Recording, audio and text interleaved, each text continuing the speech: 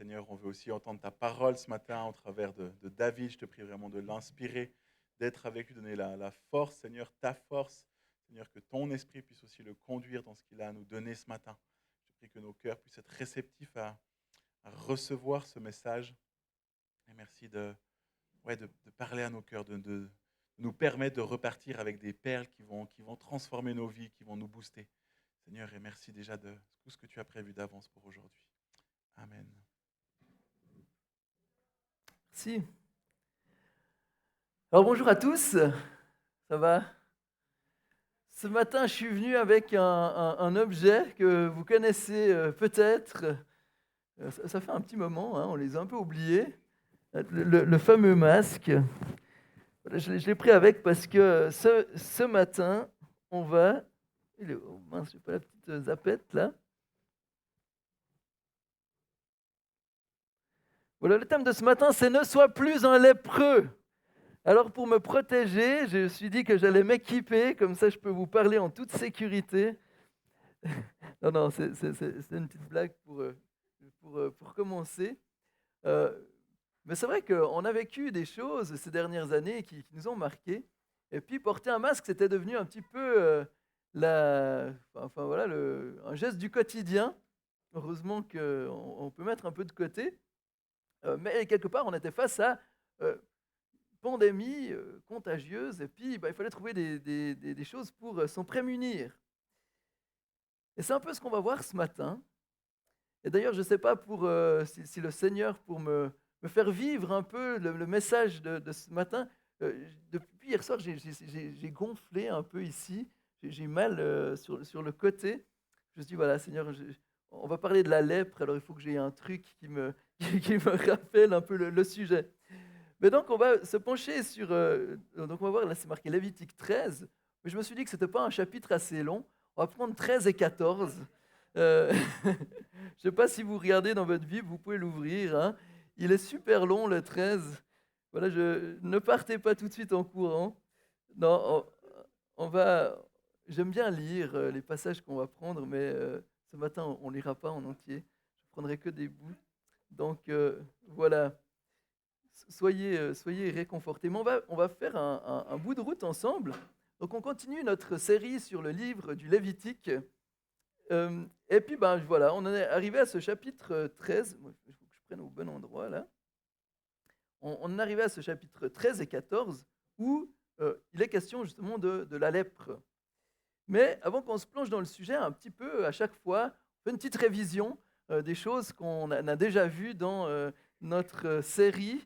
Et j'espère que maintenant vous êtes des auditeurs qui ont fait leur leçon.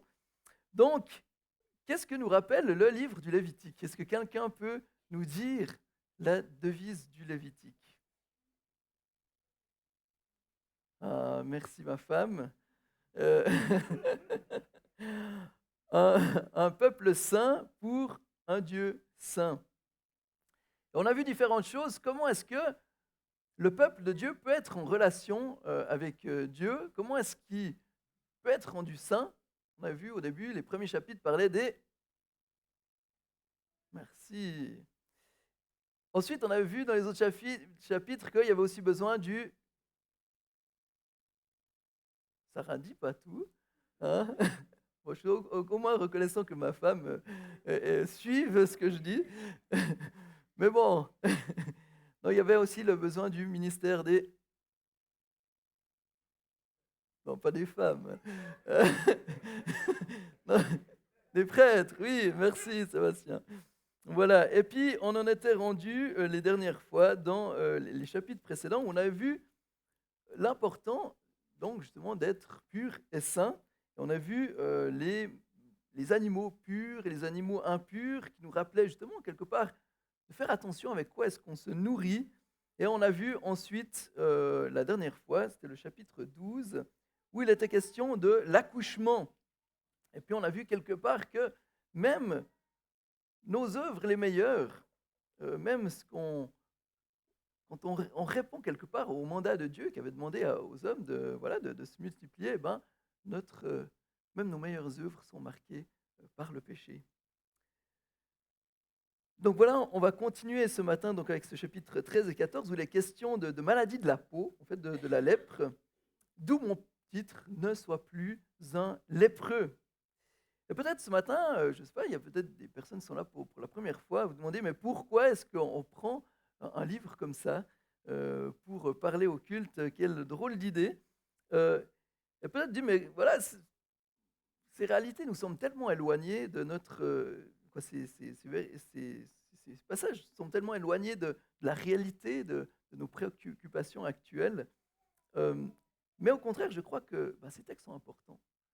Dieu nous a donné ces textes parce qu'il veut nous communiquer quelque chose. Et j'aimerais qu'on puisse voir justement ensemble ce matin ce qui nous concerne par rapport à ce texte de la lèpre. Peut-être je serais considéré comme un lépreux ce matin à cause de mon... Mais enfin, voilà, on va voir en quoi ce texte nous concerne. Et je crois qu'il y a des choses importantes que ces textes ont à nous apprendre. Mais avant qu'on se plonge dans ce passage, mon père a été missionnaire en Afrique pendant plusieurs années. Il était avec la mission évangélique contre la lèpre. Alors bien que ce n'était pas forcément la même lèpre dont il est question dans ces passages, quand même certaines similitudes. Un jour, on était chez eux là cette semaine et en fait, il nous a raconté une histoire qui lui était arrivée alors qu'il était justement en Afrique. Il devait recevoir un nouveau patient donc dans l'endroit où ils étaient, où ils soignaient les lépreux et il voyait comme ça la voiture arriver au loin et il s'est dit mais c'est bizarre. Et il voyait le conducteur qui conduisait mais avec la tête en dehors de la fenêtre. Je disais mais pourquoi est-ce que le conducteur conduit comme ça? La vitre ne semblait pas sale. Et en fait, une fois que le conducteur est arrivé, mon père a compris pourquoi le conducteur roulait de cette manière. En fait, dans la voiture se trouvait justement une personne atteinte de la lèpre. Et en fait, il avait un pied dans un état de décomposition. Euh, L'état de son pied était tel qu'il y avait même des vers qui s'y étaient logés. Et mon père, alors recevant ce patient, et voyant l'état de son pied, se dit, bon, on va faire une première chose, c'est qu'on va déjà lui faire un bain, baigner son pied dans une solution désinfectante. Il a fait ça et ensuite il s'est mis dans le travail d'enlever les vers qui étaient dans le pied. Et alors il me racontait qu'alors qu'il enlevait certains vers comme ça, j'espère que vous avez déjeuné ce matin. Euh, Non, mais c'est pour qu'on prenne conscience, hein. Euh, Alors qu'il était en train d'enlever avec la Bruxelles certains vers qui étaient logés dans le pied de cette personne, il a remarqué qu'en enlevant certaines choses, en fait, il s'est remarqué qu'il s'est retrouvé avec des bouts d'os au bout de sa Bruxelles. En fait, le pied était tellement voilà, en état de pourriture qu'il a dit c'est la première fois que j'ai fait une amputation à la Bruxelles. Donc voilà, on voit la conséquence dramatique de cette maladie. Et voilà, cette expérience que nous a partagée mon père, qui était à la fois répugnante et dramatique. Mais je crois quelque part, euh, ce qui est dramatique dans cette histoire, c'est que actuellement, il y a des solutions pour éradiquer cette maladie. Et si les choses avaient été prises au bon moment, cette personne n'aurait pas eu à vivre cette expérience avec son pied. Et je crois que c'est la même chose pour nous. Le Seigneur veut nous prévenir, le Seigneur veut nous donner un remède pour les choses qui nous causent problème. Parce que bien que la lèpre dont il est question, quelque part, ne concerne plus forcément, on n'est pas, heureusement en Suisse, on n'a pas de problème de la lèpre. En tout cas, on aurait les moyens aussi de pouvoir le soigner. Euh, le texte dont il est question euh, de cette lèpre, la lèpre dans la Bible, en fait, c'est pas seulement une maladie physique, mais la lèpre dans la Bible est souvent le symbole du péché. Et dans ce sens, on est tous concernés par ce qu'on va voir ce matin. Je crois que c'est bien de réaliser cela. Quelque part, cette histoire que je vous ai racontée avec cette personne nous paraître répugnante. La personne était atteinte dans son corps, mais on a une même sorte de maladie qui ne fait pas que simplement ronger notre chair, mais qui ronge notre âme. Et cette maladie, c'est le péché. Et je crois que c'est quelque part dans ce texte qu'on va voir ce matin une illustration des conséquences du péché. Quelque part, Dieu utilise cette image de la lèpre pour nous dire, pour qu'on puisse se rendre compte de la gravité du péché. Donc, on est tous concernés. Donc, soyez bien attentifs ce matin à ce qui va être, ce qui va être dit, parce que justement, ce n'est pas que les parties de notre corps qui peuvent pourrir, mais c'est notre âme. Désolé de le dire comme ça, hein, mais je crois que on doit réaliser la gravité du péché. Et ces textes sont là justement pour nous les rappeler. Donc rapidement, on va prendre ces deux chapitres. Donc je vous fais un petit survol, comme ça on ne va pas tout le lire parce que sinon on aurait jusqu'à midi presque. Mais donc ces chapitres 13 et 14 nous parlent, euh, on pourrait le séparer en 4 parties. Donc la première partie, elle nous parle justement de cette lèpre qui est en fait une affection de la peau. On ne sait pas trop bien à quoi ça correspond. Certains ont pensé que c'était peut-être du psoriasis ou d'autres affections.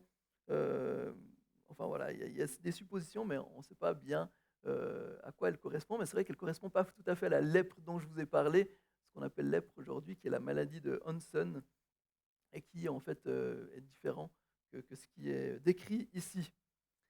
Donc la première section, elle nous parle de ça, des différentes choses qui peuvent nous affecter dans notre corps. Et la deuxième section du livre, les versets 47 et 59, nous parlent des habits. Non seulement la lèpre peut toucher les personnes, mais on voit dans ce passage que la lèpre, elle peut toucher aussi des habits. On verra ce que ça peut nous dire aussi. Donc, c'est deux sections dans le chapitre 13. Ensuite, on passe au chapitre 14 où la troisième section de ce passage nous parle comment justement les personnes qui étaient atteintes de la lèpre pouvaient aller vers le prêtre au moment où ils étaient guéris pour recevoir la purification et être réintégrés dans le peuple de Dieu. Et la dernière partie nous parle de la lèpre, des maisons. Donc, il y avait non seulement la lèpre pouvait toucher le corps, les habits, mais aussi les maisons des Israélites. À nouveau, on va voir un peu qu'est-ce que cela peut nous apprendre. Donc voilà un peu au niveau de ce texte. Et je crois que justement, on peut considérer 5 vérités spirituelles qui nous concernent aujourd'hui par rapport à ce texte du Lévitique. La première chose, pour ne plus être lépreux, eh ben, je crois que ce texte nous encourage à nous examiner à la lumière de la parole de Dieu. Donc, examine-toi à la lumière de la parole de Dieu. On va quand même prendre les premiers versets, Lévitique 13, les versets 1 à 7. Il est dit, l'Éternel dit à Moïse et à Aaron, lorsqu'un homme aura sur la peau une grosseur, une dartre ou une tache blanche qui ressemble à une plaie de lèpre sur sa peau, on l'amènera au prêtre Aaron ou l'un de ses descendants qui seront prêtres. Le prêtre examinera la plaie qui est sur la peau. Si le poil de la plaie est devenu blanc et que la plaie paraisse former un creux dans la peau, c'est une plaie de lèpre. Le prêtre le prêtre qui aura fait l'examen déclara cet homme impur. S'il a sur la peau une tache blanche qui ne paraisse pas former un creux dans la peau et que le poil ne soit pas devenu blanc, le prêtre enfermera pendant 7 jours celui qui a la plaie. Vous vous rendez compte, hein? Pendant 7 jours. Celui qui a la plaie, le prêtre l'examinera le 7e jour. Si la plaie lui paraît ne pas avoir fait de progrès, ne pas s'être étendue sur la peau, il l'enfermera une 2e fois pendant 7 jours. Sympa, hein? Le prêtre l'examinera une 2e fois le 7e jour.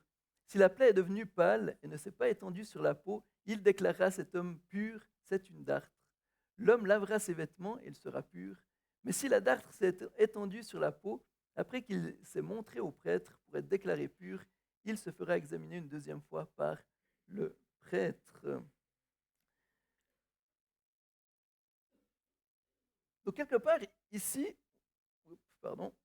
il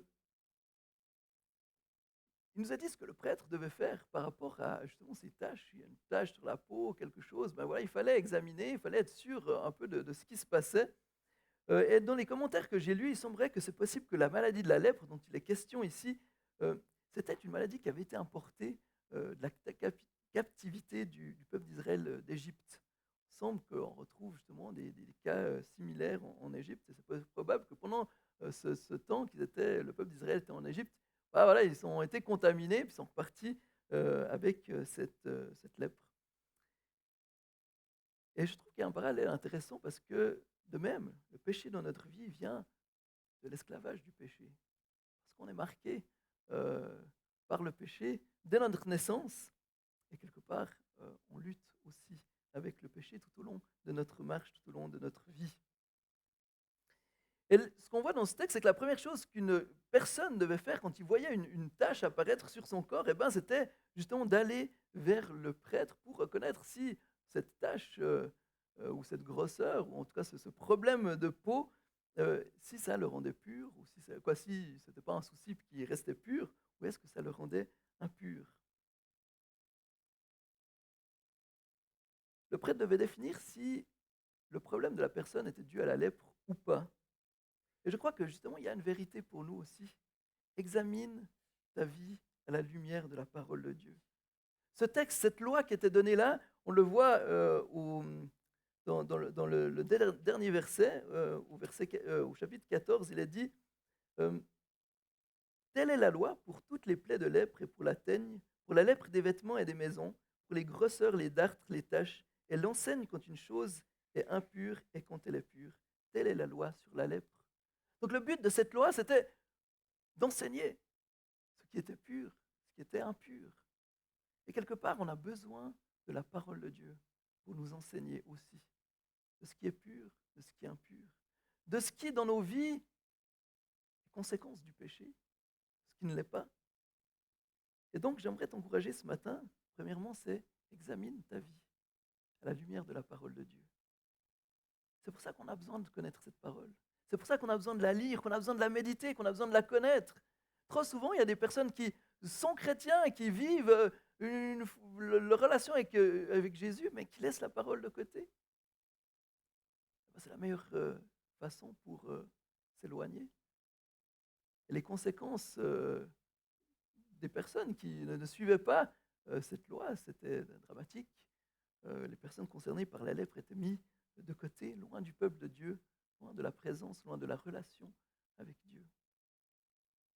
Donc on a besoin de cette loi pour pouvoir rester dans cette relation avec Dieu. On a besoin de la parole de Dieu. Le psaume 139, versets 23 et 24, il est dit « Examine-moi, ô Dieu, et connais mon cœur, mets-moi à l'épreuve, et connais mes pensées. Regarde si je suis sur une mauvaise voie, et conduis-moi vers la voie de l'éternité. » J'espère que c'est une prière que tu fais souvent. En tout cas, moi, je la fais. Et je trouve tellement beau ce cri du psalmiste qui dit « Mais Seigneur, sonde-moi, examine-moi, connais mon cœur. Regarde si je suis sur une mauvaise voie et conduis-moi dans les voies de l'éternité. » Donc, première chose, j'aimerais t'encourager, si tu ne veux pas être un lépreux, ne plus être un lépreux, examine ton cœur. Laisse la parole de Dieu te sonder et évaluer quel est l'état de ta vie. Et d'ailleurs, il y a la lecture de la parole, mais aussi justement la prédication le dimanche matin. Quelque part, la prédication, elle n'est pas là simplement pour vous donner un divertissement, comme ça le dimanche matin, où on vous donne simplement des informations, où on vous occupe comme ça une partie du temps. Mais non, on est là pour exposer la parole de Dieu. Pour que justement la parole de Dieu, comme un miroir, la Bible donne cette image de la Bible qui est comme un miroir, qui permet de voir dans quel état on est. Et quelque part, c'est ça le but de la prédication, c'est que puisse exposer la parole pour que, comme un miroir, vous puissiez la laisser sonder votre cœur et voir l'état de vos vies.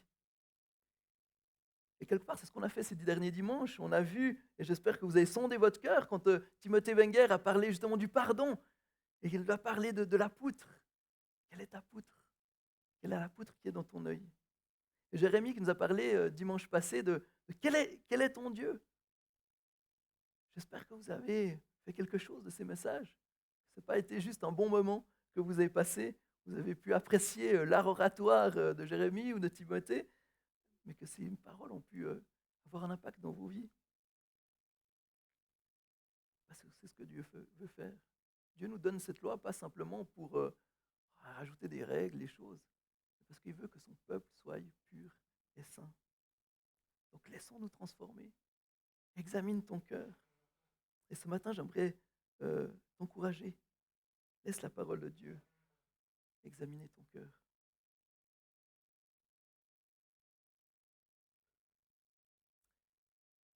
Vous savez, une des premières ruses du diable, c'est que justement, il veut nous aveugler sur notre péché.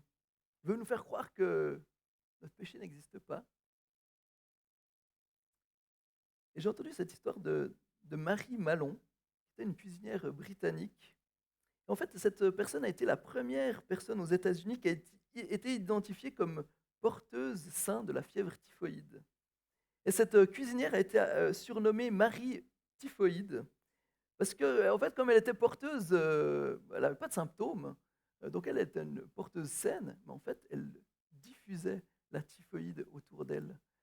Comme elle était cuisinière, elle était employée chez des gens, elle allait préparer les plats comme ça, et comme elle était porteur de cette fièvre, en fait, elle contaminait les plats que les gens mangeaient. Et en fait, partout où elle allait, les gens tombaient malades, étaient atteints de la fièvre typhoïde. Au total, elle a contaminé 51 personnes, dont 3 sont mortes. Et alors que les autorités se disaient, mais c'est quand même bizarre, et on fait le rapprochement avec elle, elle a refusé de voir sa responsabilité. Elle s'est entêtée à ne pas vouloir voir le lien qu'elle pouvait avoir dans ces cas de fièvre typhoïde. Je vous raconte ça pour ne soyez pas comme elle. Laissez justement la parole de Dieu examiner vos cœurs. Et si Dieu vous révèle quelque chose, eh bien, traitez-le. On a le meilleur des médecins, Jésus. C'est lui qui nous rend purs, c'est lui qui nous rend saints. Parce que non seulement notre péché nous impacte nous-mêmes, mais impacte aussi notre entourage. Et donc, pour s'examiner de manière efficacement, eh ben, exposons-nous à la parole de Dieu, mais aussi reconnaissons la nature du péché. Le texte nous parle justement des critères. Quels sont les critères pour identifier si la plaie rendait la personne impure ou si la personne restait pure? Elle permettait de distinguer la lèpre d'autres affections bénignes de la peau. Il y a dans le texte justement des situations où, bien que la personne avait des taches sur la peau, eh ben, toutes les caractéristiques n'étaient pas là, donc la personne restait pure, c'était pas grave. Par exemple, à un moment donné, il est parlé des chauves, et je suis bien content de savoir que en fait, les chauves, c'était pas un problème, tu restais pur même si tu devenais chauve comme ça. Alors, dans la Bible, je serai chauve par devant, euh, quoique ça commence par derrière aussi. Mais et ben voilà, c'était pas un problème, ça arrivait. Mais il en est question dans ce texte. Donc voilà, différentes choses qui pouvaient nous frapper. Tout n'était pas, qui pouvait frapper les Israélites, tout n'était pas grave. Et donc le texte nous montre trois choses qui étaient importantes pour identifier la lèpre. C'était premièrement, la tache devait être visible. Il devait y avoir une tache, une grosseur, une dartre, c'est-à-dire des desquamations de la peau ou une perte de cheveux. Mais justement, si c'était la calvitie, ça va. Ou il peut y avoir d'autres types de blessures, mais ça devait être visible. Deuxième chose, ça devait être profond, ça devait être une atteinte profonde. En fait, il est souvent question de creux dans la peau. Donc, quelque part, non seulement la tache devait être visible, mais en fait, on devait voir que ce n'était pas simplement une affection qui touchait les tissus superficiels de la peau, mais ça allait plus loin, ça allait toucher la personne en profondeur, dans ses tissus profonds. Et troisième chose, eh ben, la lèpre se répandait. C'est pour ça qu'on mettait la personne 7 jours, on attendait, on faisait une évaluation, et puis si on attendait encore 7 jours, parce que justement, on voulait voir est-ce que ça se propage. Et donc, la lèpre avait ces trois caractéristiques, elle était visible, elle était profonde, et elle se propage. C'est ce qui montrait la malignité de la maladie, euh, mais aussi, quelque part, donc il y avait ces trois caractéristiques, mais aussi le texte nous montre que, quelque part, et c'est ce qu'il est question dans ce livre du Lévitique, euh, plus que la gravité en tant que soi de la maladie, euh, le problème qu'il y a ici, c'est que cette maladie, elle porte atteinte à l'image de l'homme. L'homme étant créé à l'image de Dieu, il reflète quelque chose de qui est Dieu. Et quelque part, la maladie venait impacter cette image de l'homme, de la création de Dieu. Et comme le dit Wenham, un commentateur, ces symptômes sont manifestement anormaux et en défigurant l'apparence de l'homme et de ses œuvres, ils détruisent la plénitude qui devait caractériser la création. C'est pourquoi ils sont déclarés impurs. Donc non seulement la plaie était visible, elle était profonde, elle se répandait, mais justement elle déformait l'image de l'être humain. Et la conséquence de ça, c'était l'exclusion du camp. Et peut-être que nous, aujourd'hui, ça ne nous semble pas si terrible que ça, parce qu'on aime bien se retirer dans la nature, on rêve des fois d'une vie tranquille à l'écart du monde. Ah, mais pour l'époque, c'était dramatique. C'était coupé de la communauté. Pour un juif, c'était presque une condamnation à mort, parce que ça séparait du peuple de Dieu et de la présence de Dieu qui était au milieu du peuple. Et un des commentateurs que j'ai lu disait, en fait, les Israélites qui étaient frappés de la lèpre devenaient presque comme des morts vivants. Et je crois quelque part, de nouveau, ça illustre bien ce qu'est le péché. Et on doit réaliser justement que ce texte nous apprend, Dieu nous montre par des images quelque part la nature du péché. À la fois, la même chose que la lèpre, le péché, il est visible. Mais le péché non seulement visible, mais il est profond. Et le péché se répand. Le péché vient déformer petit à petit l'image de Dieu, que Dieu a mis en nous, l'image que chacun reflète de qui est Dieu. Au final, justement, le péché nous éloigne du peuple de Dieu et de la présence de Dieu. Et au final, il rend les gens comme des morts-vivants spirituels. Et c'est pour ça que ce texte est encore pertinent pour nous aujourd'hui. Réalisons les conséquences du péché. Réalisons la gravité euh, de cette réalité. Dieu, par ces exemples, nous montre une réalité spirituelle importante. Donc ne sois plus un lépreux. Ne laisse pas le péché se développer dans ta vie, de même que les Israélites devaient être attentifs. Sois attentif à ta vie, comme je l'ai dit avant. Si Dieu nous révèle par sa grâce, notre problème, c'est pour qu'on puisse être purifié. Et quelque part, c'est la bonne nouvelle du Nouveau Testament. Quand Jésus guérit les lépreux, eh ben, il y a quelque part une magnifique image de la puissance du salut, de la puissance de l'œuvre de Christ. Christ qui allait toucher ceux qui étaient intouchables, qui allait rejoindre ceux qui justement étaient mis à l'écart, ceux qui étaient coupés de la présence de Dieu, ceux qui avaient été exclus du peuple. C'est ce que Jésus fait avec nous. Jésus vient nous rencontrer alors que le péché nous sépare de la présence de Dieu et nous guérit pour nous rétablir, pour qu'on puisse être de nouveau en relation. Vous voyez l'importance du livre du Lévitique. Quand on comprend tous ces liens, on comprend les dimensions de l'œuvre du salut. Les lépreux savaient qu'ils avaient besoin de guérison et d'intervention de la grâce de Dieu. La même chose, on doit se rendre compte qu'on a besoin de guérison et de l'œuvre de Christ dans nos vies. Et d'ailleurs, il y a quelque chose d'assez fou, c'est que dans le Nouveau Testament, on entend les lépreux sont guéris. Mais ceux qui se croient saints, les pharisiens, ont justement une lèpre qui est bien plus subtile. C'est justement ce péché qui ronge le cœur et qui nous sépare, au final, de l'œuvre du salut. J'ai entendu cette histoire aussi, alors je ne sais pas si elle est vraie ou pas, parce que j'ai entendu un peu de différentes manières, mais je vous la donne aussi parce qu'elle illustre un peu le point que je suis en train de vous partager. C'était un chrétien en Inde, et alors qu'il était au bord de la rivière, je crois que c'était le Gange, il voit au loin une jeune femme comme ça, qui va dans la rivière, et puis se tremper, et puis waouh, il est interpellé par cette femme, et il a envie d'aller voir, d'aller plus près.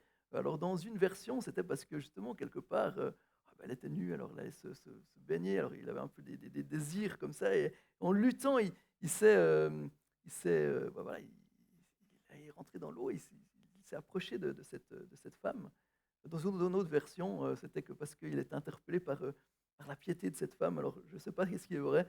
Euh, Mais quoi qu'il en soit, la fin est un petit peu la même, c'est qu'en fait, en se rapprochant, plus il s'approchait de cette femme, à un moment donné, la femme s'est tournée. En fait, elle a vu qu'elle était lépreuse. Il manquait des dents, elle était défigurée par la lèpre. Et waouh, il a été comme ça, touché à la fois touché et répugné par voilà, en fait, ce qu'il pensait être quelqu'un de beau, qui l'attirait. Tout d'un coup, il était repoussé par cette lèpre. Et il a dit cette phrase: j'ai vu la lèpre sur son corps, mais j'ai aussi vu la lèpre dans mon cœur. J'ai vu que j'avais besoin de la grâce de Dieu autant qu'elle. Quelque part, Alors dans une version, c'est que justement, tout d'un coup, il prend conscience de son attirance pour cette femme, et puis tout d'un coup, quand il réalise qu'elle est preux, ben, il a ce rejet. Et en fait, il réalise que ses désirs n'étaient pas sains. Il était autant contaminé qu'elle. Et c'est la même chose pour nous. Réalisons euh, les conséquences du péché. Et je vous invite de nouveau ce matin à vous examiner. Qu'est-ce qui ronge ton cœur aujourd'hui? Est-ce qu'il y a du non-pardon, peut-être de la critique? Peut-être que ça peut être comme les pharisiens, ta propre justice, qui fait quelque part que tu crois que tes œuvres euh, sont ce qui fait que tu plais à Dieu, que tu peux rentrer dans sa présence. Est-ce que c'est ton perfectionnisme ou ton mépris? Peut-être que ton autosuffisance ou ton confort, tes loisirs. Peut-être que c'est cette lèpre qui se répand, qui prend toujours plus de place dans ta vie et qui au final ronge ton cœur. Je vous invite à réfléchir, à en faire une prière.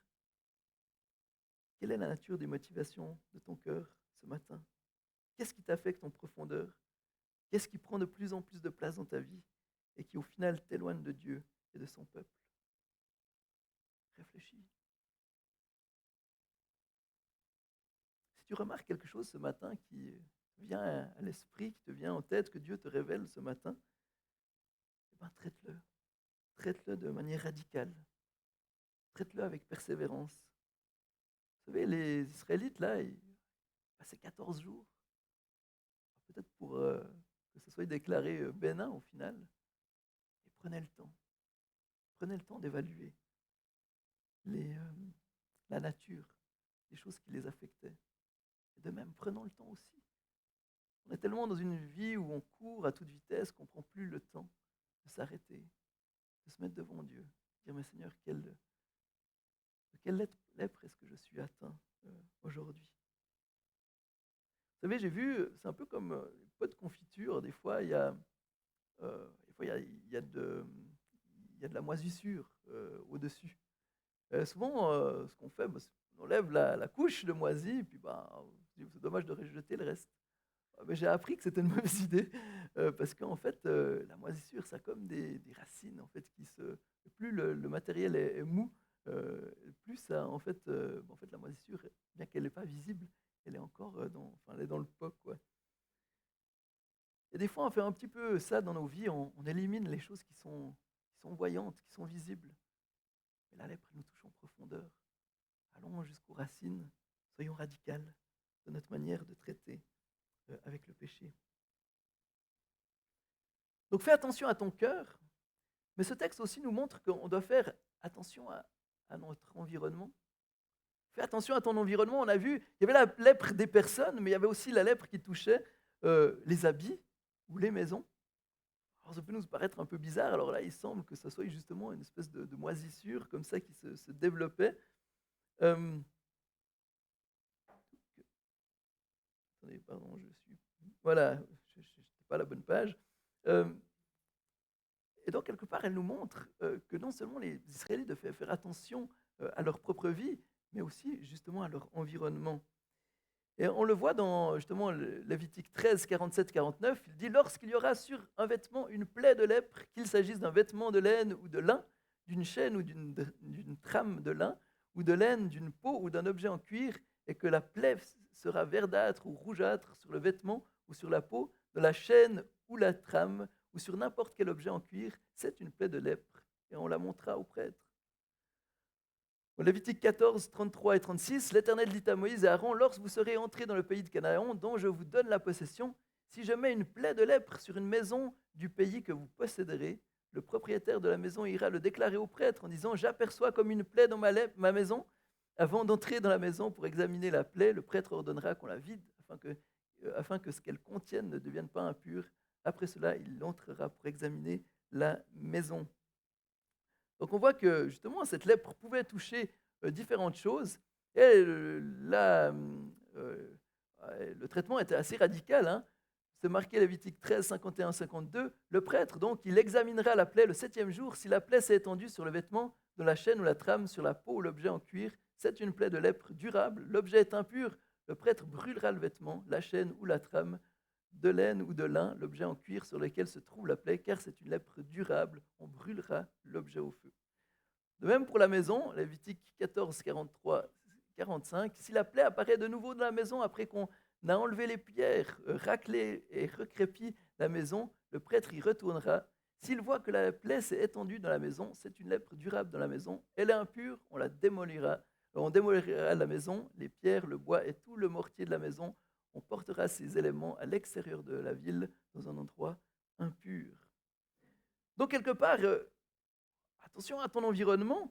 Ils devaient être attentifs à leurs vêtements, aux maisons. Et justement, comme je disais, il semble ici qu'il s'agisse de moisissures. Et on sait que les moisissures, c'est mauvais pour la santé, justement.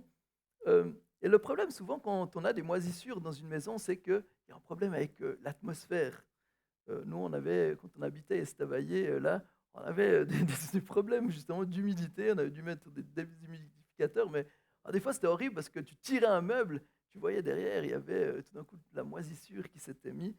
Et d'ailleurs, on a eu une période où on était malade, un peu à répétition, puis on s'est demandé si ce n'était pas une cause de ces moisissures. Alors la maison est toujours debout. Peut-être qu'il faudrait qu'ils aient un traitement plus sévère. Non, mais enfin voilà, on n'est pas là-dedans, mais je crois qu'il y a une vérité pour nous aussi. Le problème est souvent dû à l'atmosphère de la maison. Et je crois que la vérité spirituelle, c'est que non seulement le péché nous atteint, mais il peut aussi atteindre ton entourage, ta vie, ta maison. Et dans ce sens, on doit faire attention à dans quelle atmosphère est-ce que l'on vit. Dans quelle atmosphère est-ce que tu vis? Ta vie, les habits, c'est ce qui nous accompagne tout le temps, on pourrait dire notre vie quotidienne. Et notre maison, c'est là où on réside. Et dans quelle atmosphère est-ce que tu vis ta vie? Il y a des conséquences néfastes de vivre dans une mauvaise atmosphère. Et je crois que justement, elle nous impacte. J'ai entendu des études qui disaient que la musique qu'on écoute, ça a un impact sur notre vie. Quand on vit dans une atmosphère qui est nourrie simplement de critiques, de haine, de colère, ça impacte notre vie. Et j'aimerais vous inviter aussi à réfléchir ce matin, non seulement à votre cœur, mais aussi dans quelle atmosphère est-ce que tu vis? Quelle est l'atmosphère quand tu rentres chez toi? Quand tu es dans ta maison avec tes enfants, avec ton conjoint? Est-ce que cette atmosphère est marquée par le péché? Est-ce qu'elle est aussi, comme ce texte nous le montre, est-ce qu'elle non seulement c'est là, mais ça se propage? J'aimerais ce matin vous encourager à prendre conscience de ça. Parce que Dieu est saint, il veut que nous vivons dans un environnement sain pour ne pas être contaminés. Et c'est pourquoi, comme le dit le texte, prends les choses au sérieux, ne reste pas sans rien faire. Et c'est là de nouveau la bonne nouvelle, c'est qu'on peut venir à Jésus. On peut venir vers le grand prêtre. Ça, c'est ce que devaient faire les Israélites quand ils remarquaient qu'ils avaient une tâche ou qu'il y avait un problème avec leur habit ou leur vêtement. Ils allaient vers le prêtre. Et nous, on a plus grand que les prêtres lévitiques. On a le prêtre des prêtres, Jésus. Les prêtres ne pouvaient pas purifier la maison. Les prêtres ne pouvaient pas guérir les lépreux. Mais Jésus, lui, il peut. Jésus peut non seulement nous guérir, mais peut aussi changer les atmosphères de nos vies. Changer changer la dynamique de nos vies, de nos familles. Jésus peut te guérir et te purifier. Et donc, j'aimerais vous inviter ce matin, réfléchissez. Et si vous réalisez quelque chose, venez à Jésus. Prenez le temps. Et ça arrive à mon quatrième point, c'est... Ah oui, pardon. Juste un petit lien avec le Nouveau Testament. On voit dans Jude 21, 23, c'est marqué « Maintenez-vous dans l'amour de Dieu en attendant le jour où la compassion de notre Seigneur Jésus-Christ sera manifestée pour la vie éternelle. Ayez compassion des uns les uns en faisant preuve de discernement. Quant aux autres, sauvez-les avec crainte en les arrachant au feu, en détestant jusqu'aux vêtements souillés par leur contact. » C'est un verset un peu difficile à comprendre, mais je crois qu'il y a un lien. Quelque part, on voit qu'on doit devrait faire attention. Nos vies impactent quelque part, il y a cette image des habits qui est là. Notre style de vie impacte le monde qui nous entoure. Donc, quand on est en contact avec des gens qui ne suivent pas Christ, alors oui, sauvez-les, donc soyons des témoins, mais faisons attention, ayons du discernement aussi, parce que quelque part, leur style de vie, leur manière de vivre, quelque part, là, j'utilise le terme sans souiller, alors je ne veux choquer personne, hein, aux yeux de Dieu, c'est marqué par le péché, c'est comme la lèpre. On doit en faire attention, parce que justement, la lèpre se propage. Et donc, comment traiter tout ça? Quelque part, ne garde pas ton péché secret. Et je crois qu'il y a une vérité aussi que ce texte nous montre, c'est que à aucun moment les Israélites ne devraient garder les choses secrètes. On dit, si vous voyez ça, occupez-en, mets ça de côté. Les Israélites ne devaient pas cacher leurs blessures, ni les problèmes de leurs vêtements ou de leur maison. Ils devaient aller les montrer. Ils devaient justement aller vers le prêtre. Et je ne sais pas si vous imaginez le stress que certains, que ça devait procurer quand même. On se dit, mince, ça y est, voilà, moi j'ai mal là, tiens, il faut que j'aille vers le prêtre là. Et puis que j'aille lui montrer, et puis potentiellement j'ai 2 semaines d'attente là, où je suis bloqué. Ou alors peut-être je suis déclaré impur, et puis on me met de côté. Donc, c'était pas rien. Mais il devait le faire. C'était Dieu qui demandait ça. Et je crois qu'il y a une vérité pour nous aussi, gardons pas notre péché secret. Comme je l'ai dit, d'abord, venons à Jésus, parce que c'est lui le grand prêtre, c'est vers lui qu'on doit rendre toutes choses au jour. Mais je crois qu'il y a aussi un bienfait de partager avec des personnes de confiance. Mais c'est vrai que c'est difficile, parce que depuis le début de la Genèse, on voit que la réaction de l'être humain au péché, c'est une tendance de vouloir camoufler ses fautes. Rappelez-vous, Adam et Ève, quand ils réalisent ce qu'ils ont fait, ils vont se planquer, ils se font des habits là avec des feuilles, tout ça, ils se retirent eux-mêmes de la présence de Dieu.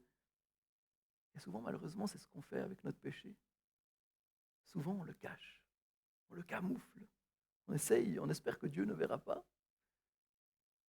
et surtout que les autres aussi ne le voient pas. Et pourtant, justement, je crois qu'il y a quelque chose, une vérité importante ici. Dieu ne veut pas qu'on laisse les choses cachées. Dieu veut qu'on les mette à la lumière.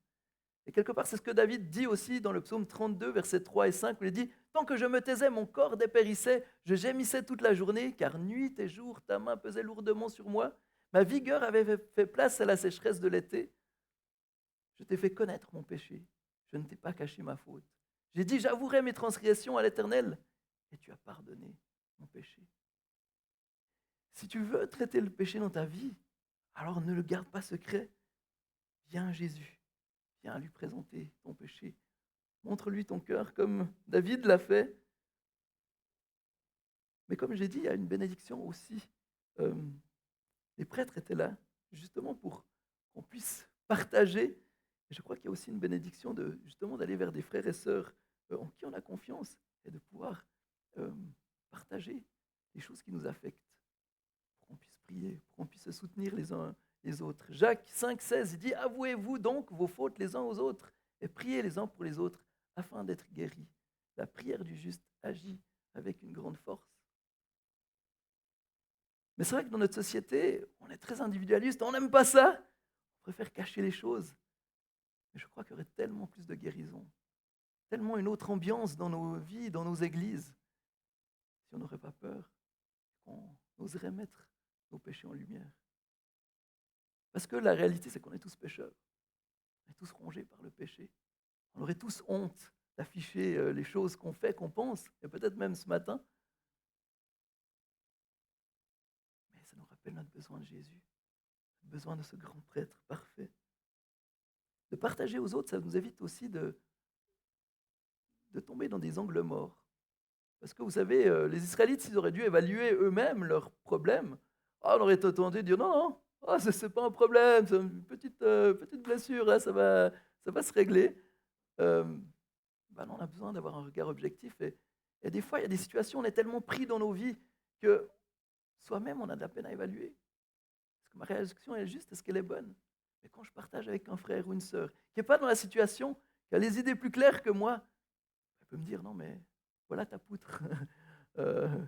Peut-être que là, tu n'as pas vu, tu vois la paille dans l'œil de ton frère, mais regarde ta poutre aussi. Donc ne garde pas ton péché caché. Et mon dernier point,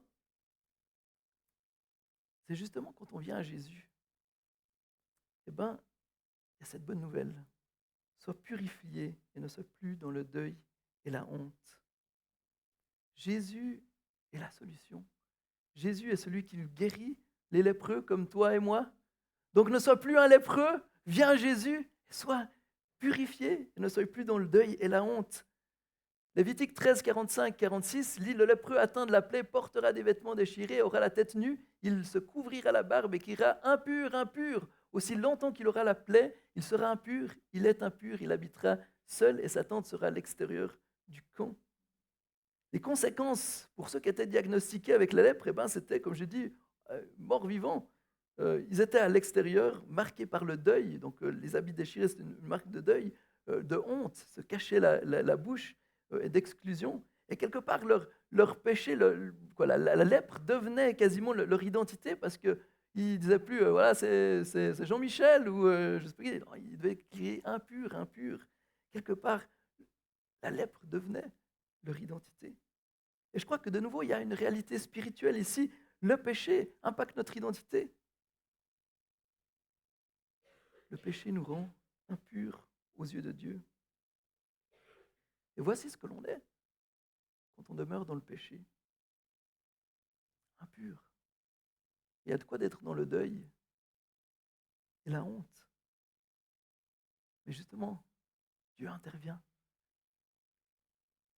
Et Lévitique 14, 1 à 7, quand le lépreux était guéri, alors l'Éternel dit à Moïse: voici quelle sera la loi sur le lépreux pour le jour de sa purification.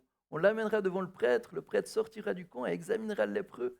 Si le lépreux est guéri de la plaie de la lèpre, le prêtre ordonnera qu'on le prenne pour celui qui doit être purifié, que l'on prenne, pour celui qui doit être purifié 2 oiseaux vivants et purs, du bois de cèdre, du cramoisi et de l'hysope. Le prêtre ordonnera qu'on égorge l'un des oiseaux sur un vase de terre, sur de l'eau vive. Il prendra l'oiseau vivant, le bois de cèdre, le cramoisi et l'hysope. Il les trempera avec l'oiseau vivant dans le sang et de l'oiseau égorgé sur l'eau vive. Il fera 7 fois l'aspersion sur celui qui doit être purifié de la lèpre, puis le déclarera pur et lâchera l'oiseau vivant dans les champs. La lèpre nous contamine, nous met dans le deuil et la honte, mais tout d'un coup, il y a la purification. La purification est là et la personne peut être rétablie dans le peuple de Dieu, rétablie dans sa relation avec Dieu et aussi rendue justement pure, déclarée pure. Et voyez quelque part la dynamique qu'il y a dans ce texte, il y a la guérison. Alors on ne sait pas comment est-ce que la personne a été guérie et quelque part je crois que ce texte, il n'y a pas de médicament à prendre. Les gens ne pouvaient rien faire pour guérir de la lèpre. Quelque part c'est Dieu qui devait agir, Dieu qui devait guérir. Et je crois que ça nous amène à Jésus. Jésus seul nous guérit du péché. Et une fois que la personne était guérie, justement le prêtre, ce n'est pas la personne qui devait venir, mais le prêtre allait à l'extérieur du camp. Donc quelque part le prêtre va rejoindre le lépreux comme Jésus vient nous rejoindre. Et ensuite, il y a le rituel de purification. Et on voit que à nouveau, il y a dans ce sacrifice un magnifique symbole de ce que Christ a fait pour nous. À la fois, il y a la mort d'un oiseau. Le sang qui va être le sacrifice qui purifie, comme Jésus, par sa mort, nous a purifiés. Mais à la fois, il y a un oiseau qui est là et qui est vivant, et il y a une question d'eau vive aussi, c'est symbole de la vie. Et à la fin, un des oiseaux est relâché vivant, quelque part comme un symbole de la résurrection. C'est ce que Dieu fait dans notre vie. Il nous purifie, il nous lave, il nous donne une vie nouvelle.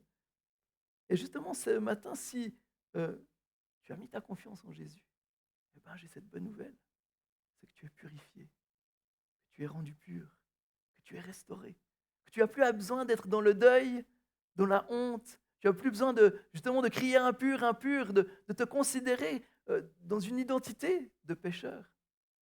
Mais tu peux revêtir cette nouvelle identité en Christ qui te rend pur et saint. Et ça, c'est la bonne nouvelle de l'Évangile. Donc ce matin, si quand on a parlé des péchés, etc., tu as identifié des choses dans ton cœur, Tu as identifié des choses dans ta maison ou dans les choses que tu vis.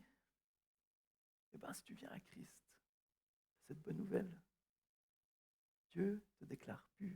Et c'est ce que faisait le prêtre, il déclarait la personne lépreuse pure. C'est ce que fait Jésus quand on vient à lui. Et c'est ça la bonne nouvelle du salut. Et ce matin, j'aimerais que vous soyez réjouis par cette bonne nouvelle. J'ai vu une vidéo récemment où un pasteur qui s'appelle Gaëtan Brassard disait plusieurs chrétiens croient le mensonge qu'ils sont esclaves du péché. Paul dit qu'en Jésus, tu as été libéré du péché. Tu n'as pas besoin de délivrance, tu as besoin de connaissance. Tu ne connais pas ton identité en Jésus. Tu crois le mensonge du diable plutôt que de croire ce que te dit la parole de Dieu. Si tu es chrétien, tu as le Saint-Esprit, tu peux résister au péché. Parce qu'à la croix, Jésus t'a libéré du péché. Tu n'es plus esclave, tu es libre, mais tu as besoin de le croire.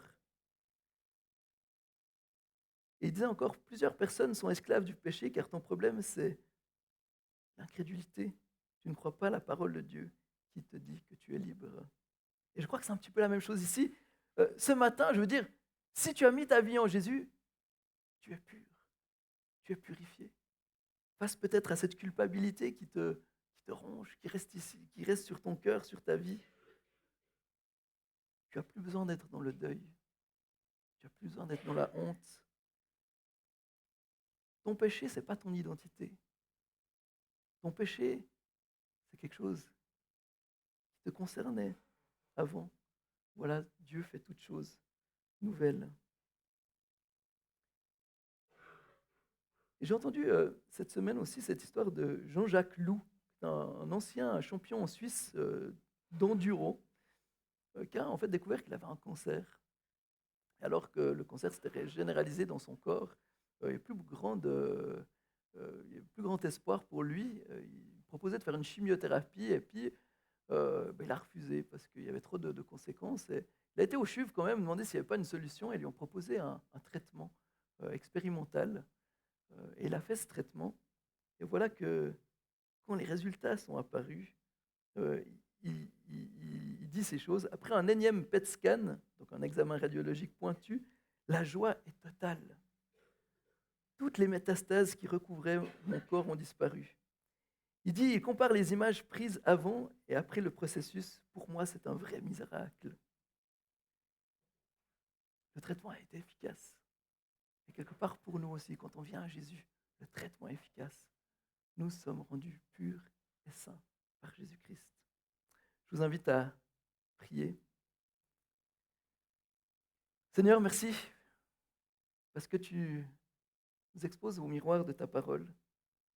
Merci parce que, Seigneur, tu nous fais prendre conscience de la réalité, de la gravité du péché. Et tu nous fais prendre aussi conscience de la grandeur de ta grâce, de ton amour. Seigneur, tu es celui qui nous rend purs et saints. Et Seigneur, je te prie pour mes frères et sœurs qui sont là ce soir. Et Seigneur, tu sais ce que tu as touché dans leur cœur ce matin. Seigneur, je te prie que tu nous aides à venir à toi, qu'on puisse se décharger sur toi de tous nos péchés et recevoir cette déclaration que tu es pur. Seigneur, qu'en toi, on puisse avoir cette vie nouvelle. Merci parce qu'on est réconciliés, libérés du péché, et on peut vivre comme étant ton peuple. Donne-nous de nous revêtir de cette identité en toi, cette identité d'un peuple saint qui t'honore et te glorifie. Merci parce que tu es là et tu agis dans nos vies. En ton nom Jésus. Amen.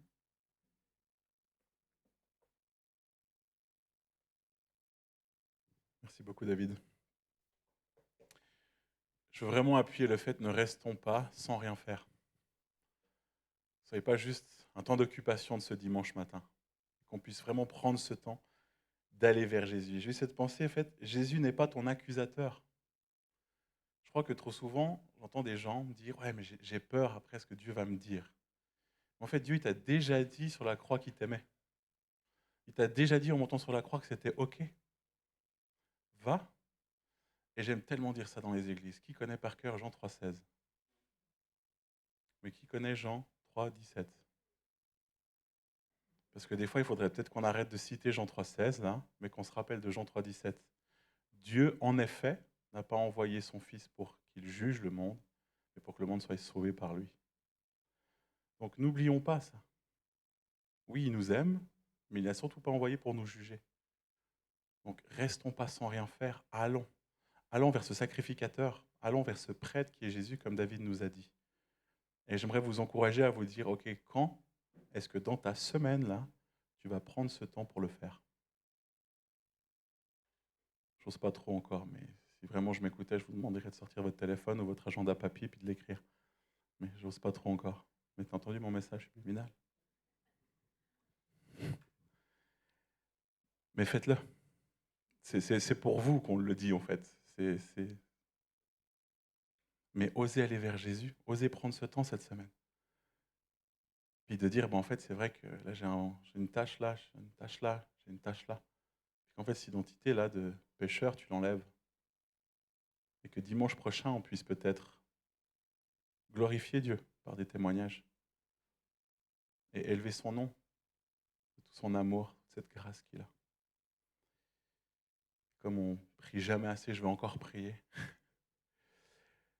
Ah Jésus, merci pour cet amour. Quel amour tu as pour nous. Cet amour qui est monté sur la croix, qui a donné sa vie pour nous. Et tu l'as fait non pour nous juger, mais tu nous as fait pour nous sauver. Et je veux dire encore merci ce matin, Jésus. Et en tant que communauté, on veut recevoir ce qui a été dit ce matin. Et qu'on puisse se rappeler que le péché n'est pas notre identité, mais nous sommes tes fils, nous sommes tes filles. Nous avons une grâce imméritée. Et je te prie qu'on puisse vraiment vivre quelque chose cette semaine avec toi. Qu'on puisse confesser ses péchés, reconnaître, comme ces Israélites qui devaient aller vers le prêtre, le sacrificateur. Moi, je te prie qu'on puisse venir à toi, confesser nos péchés et se dire que du moment que c'est confessé là, c'est lavé, c'est purifié. Parce que tu l'as déjà fait à la croix. Il n'y a plus besoin d'aller chercher 2 oiseaux pour nous rendre purs, pour faire toutes ces procédures-là. Tu as été cette victime expiatoire. Et vraiment, merci pour ça. Amen. Je vous bénis pour ce dimanche, pour cette semaine qui est devant vous. Prenez ce temps, que ce soit libérateur pour vous. Et une belle semaine à vous.